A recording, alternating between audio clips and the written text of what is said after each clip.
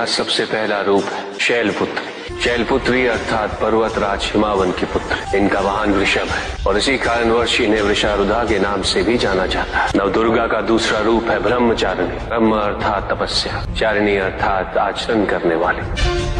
ये रूप उस ज्ञान व आचरण का प्रतीक है जिसके माध्यम से इन्होंने मुझे अपने पति के रूप में प्राप्त किया। नवदुर्गा का तीसरा रूप है चंद्रघंटा। मस्तक पे घंटे के आकार में आधा चंद्र। ये रूप अत्यंत शांतिदायक, कल्याणकारी है। विभिन्न प्रकार के अस्त्र और शस्त्र इनकी 8 भुजाओं में सुसज्जित है। इनका तीसरा नेत्र सदैव खुला रहता है। चंद्रघंटा का वाहन सिंह है। ये युद्ध करने हेतु सदैव तत्पर रहती है। इनकी आराधना करने से निर्भीकता और वीरता के साथ ही सौम्यता और विनम्रता का विकास निश्चित है। ये जो मृत्यु देती वो सुख कारक और निर्भय अवस्था में होती है। इनकी मंद मंद हंसी से संसार का जन्म संभव होता है। यह है नवदुर्गा का चौथा रूप, जिसे कुष्मांडा के नाम से जाना जाता है। अष्टभुजा, शस्त्रधारिणी, व्याघ्रवाहिनी, हिरण्यवर्णा।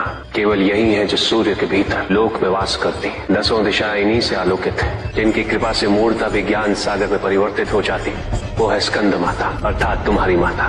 नवदुर्गा का 5वां रूप सिंह वाहिनी और इनकी उपासना द्वारा मोक्ष का मार्ग सुलभ होता है। जिस रूप में इन्होंने महिषासुर का वध किया वो कात्यायनी कहलाता है।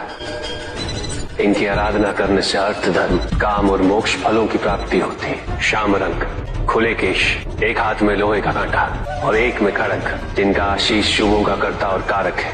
ये रूप काल रात्रि रूप कहलाता है। ये अंधकार का विनाश करती है। इनकी आराधना करने से असुरी शक्तियां भी भयभीत हो जाती। श्वेत वर्ण, श्वेत वस्त्रों से सुसज्जित, चतुर्भुज, त्रिशूलधारी, तालवाद्य धारण करने वाली ये इस रूप में अपने उपासकों को अभयदान देती। ये इनका महागौरी रूप है। माँ दुर्गा का 9वां रूप सिद्धदात्री कहलाता है।